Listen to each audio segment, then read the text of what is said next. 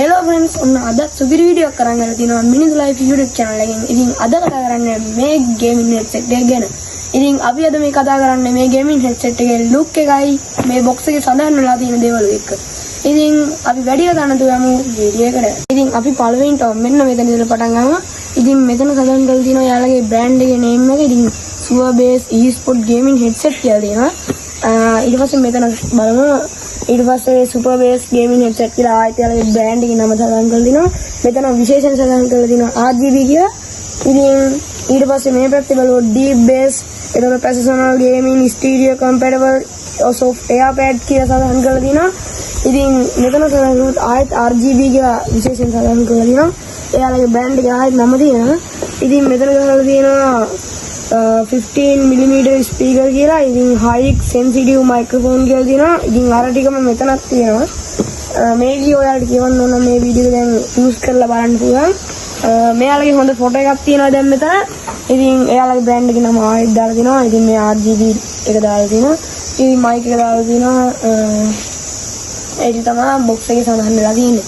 ඉතින් මේ metal frame එකක් ගිහිලා තියෙනවා. ඒක ලොකු වාසියක් game ගහන කට්ටියට. ඉතින් අපි වැඩි කතා නැතුව අපි දැන් මේකේ අන්බොක්ස් කරලා බලමු. වාසිය ගැන කතා කරමු. පළවෙනිම අපි වාසිය ගැන කතා කරමු. මේක හොඳට මෙහෙම කරන්න පුළුවන්. ඉතින් ඒක ලොකු වාසියක් මෙටල් ෆ්‍රේම් එකක් තියෙන එක හොඳ වාසියක් වැටෙනකොට ආයි කැඩෙන්නේ නැහැ. මොකද මේක වැදෙනකොට මෙහෙම නැමිලා කැඩෙන්න පුළුවන්. ඉතින් මේක තියෙනකොට ඒක කැඩෙන්නේ නැහැ හැම ලේසියෙන්. ඉතින් මයික් එක තියෙනවා. ඊට පස්සේ දැන් මෙතන වොලුම් අප් ඩවුන් කරන්න පුළුවන් එක ලොකු වාසියක්. මොකද හැම හෙඩ්ෆෝන් එකකම වොලුම් අප් ඩවුන් කරන්න පුළුවන් ෆීචර් එක නෑ. ඊට පස්සේ මේක තියෙන එක ඒකත් වාසියක්. මොකද දැන් ගේම් ගහන කෙනෙක් මෙහෙම දාගත්තාම දැන් අර ගොඩ වෙලා දාන් ඉන්නකොට ඉදෙනවනේ. ඒක ඉතින් ඉදෙන්නේ නැති වෙන්නේ එහෙම එකක් තියෙනවා. ඉතින් soft earbud තියෙනවා. ඉතින් ඒක ලොකු වාසියක්. මේක හොඳට කම්ෆර්ටබල්. ඉතින් soft earbud ඒක ලොකු වාසියක්. ඊට පස්සේ දැන් අපි කතා කරමු අවාසිය ගැන. දැන් මේකේ වාසිය ඉවරයි.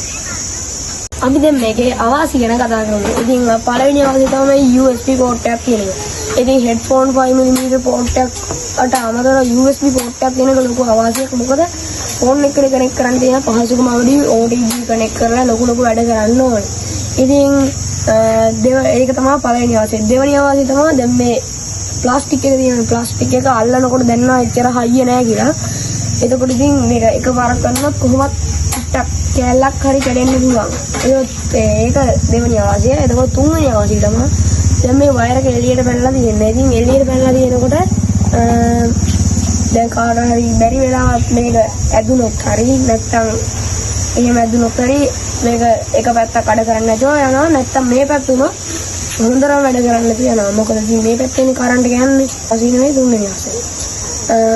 ඉතින් මේකේ තව අවශ්‍ය තමයි දැන් මේකේ තියෙන මයික් එක. දැන් කවුරු මේක කතා කරනකොට තියෙන විශ්වාසය නැති වෙනවා. මොකද දැන් මෙහෙම දාගත්තාම මේ දැන් බොක්ස් එකේ සඳහන් වෙලා තියෙන මෙහෙම මයික් එකක් නේ. ඉතින් එතකොට යාළුවා තියෙන විශ්වාසය අඩු වෙනවා මේකේ තියෙන බ්‍රෑන්ඩ් එකක් එක්ක. ඉතින් හතරවෙනි අවශ්‍ය තමයි දැන් මේක කටර ළඟ නැහැ මේ මයික් එක. මොකද කටර ළඟ නැති වුණාම එයාට ඒත් විශ්වාසය නැති වෙනවා මේක ඇහෙනවද හොඳට කියන්නේ. ඉතින් ඇත්තටම මේකේ ඇහෙන ශබ්දේ එතකොට අඩු වෙනවා. මොකද අපේ කට ඉස්සරහන තියෙන්නේ.